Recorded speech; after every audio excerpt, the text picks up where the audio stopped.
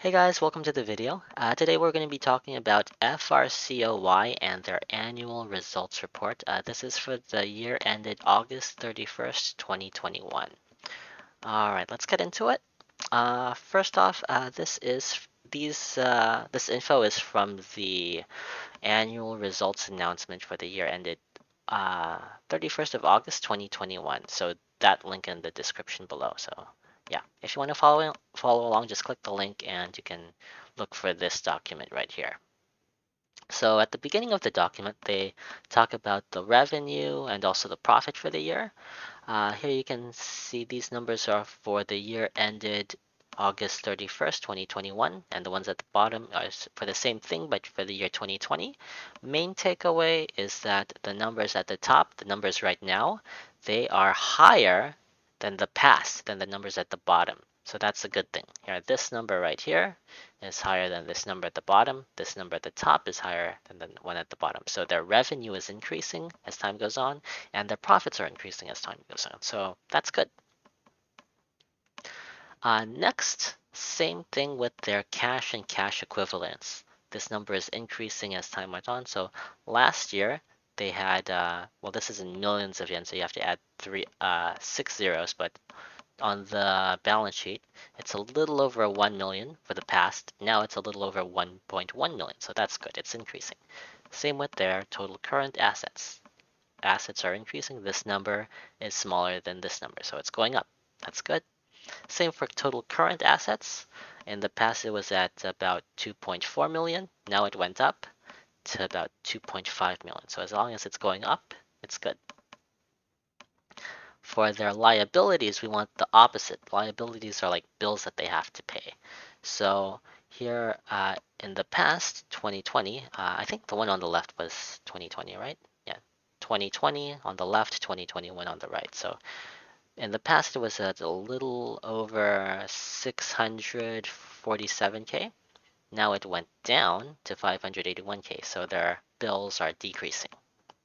Same for their total liabilities. This is like bills that they have to pay in the future, not just the bills that they have to pay soon, but like all their bills combined.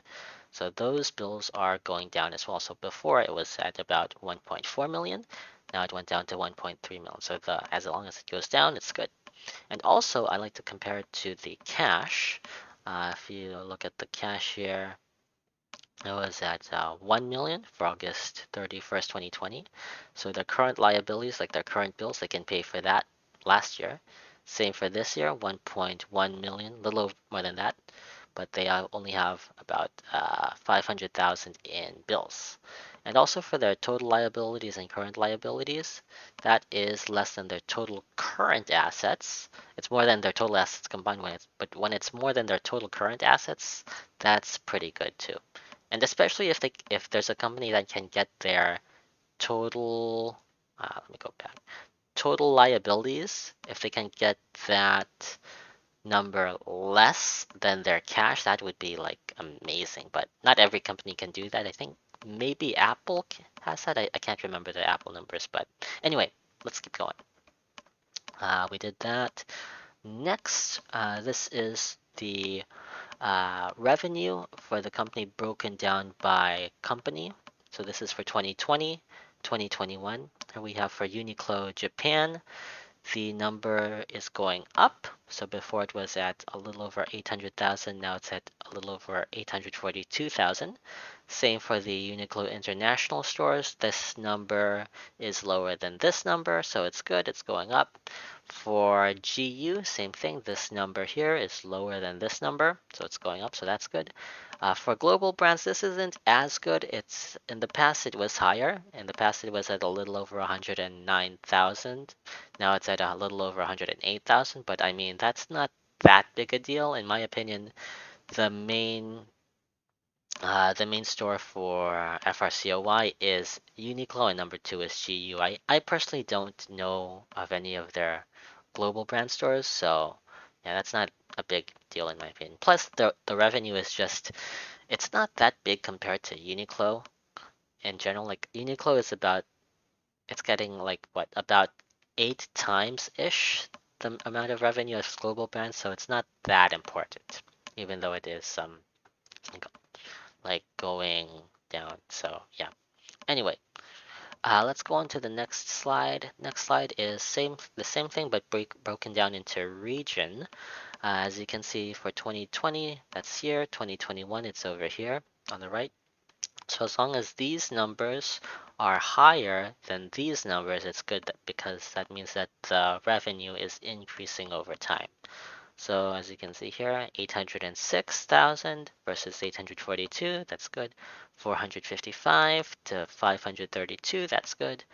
204 to 202, that's not so good, but I mean, it's not every company is perfect. It's good enough. I mean, ideally, I would like to see this over 204, but I mean, it's not perfect. It's good enough.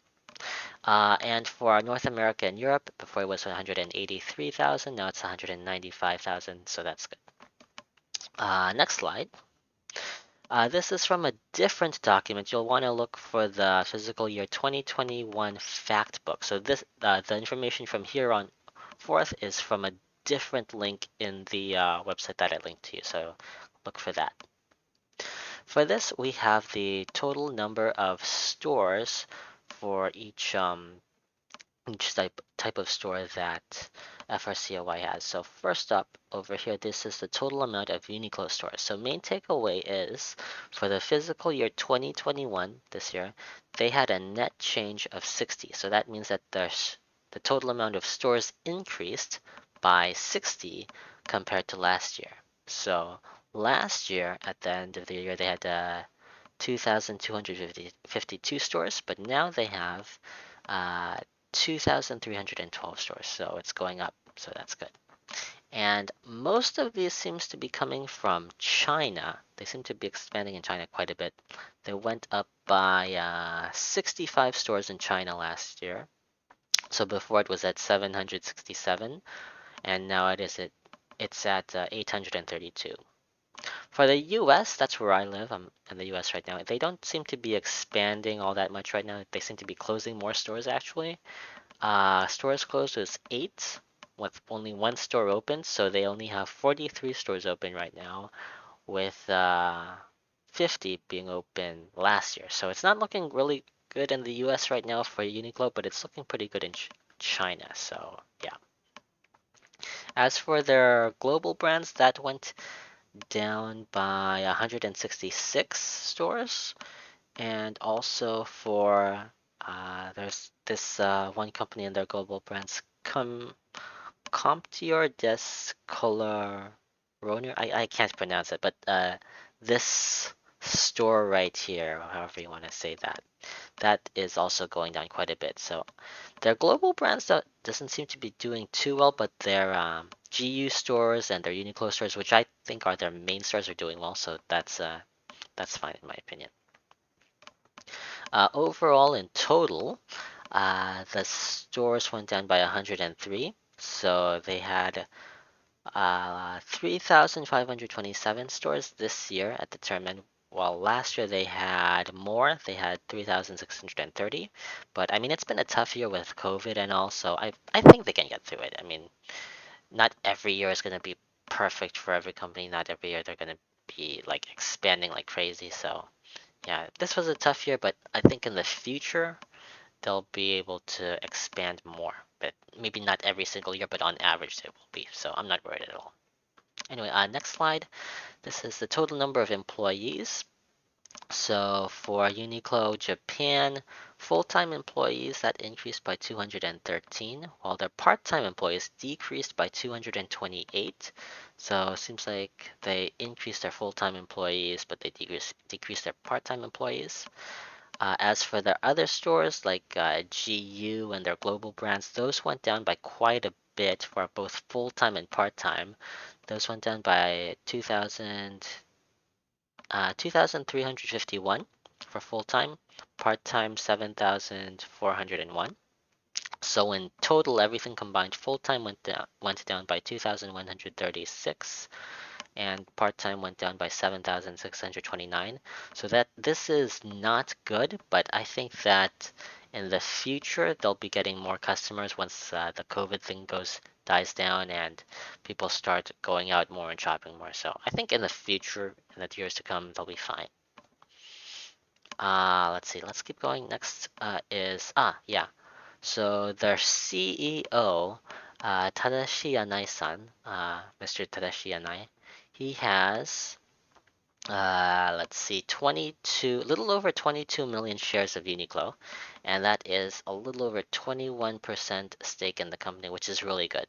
So this guy right here, this Tadashi Anai-san, he has he is the founder of Uniqlo, and he also has a good amount of money in the company. So those are two things that I really like to look for. Is the current CEO, is he the founder, and does he have a lot of cash in the company? So the fact that he has a good amount of cash, he owns 21.57% of the company, that's a good thing in my opinion. And he's also the founder. So yeah. Last is the links. So if you check the description below, you can find a link to the Discord and also a Google Sheet which shows my portfolios and their performance to the Spider or the S&P 500. The goal is to outperform the market, do better than average, and also the FRCOY report, which is like where I got all this info and this info and all this info right here. You can find that in the link down below.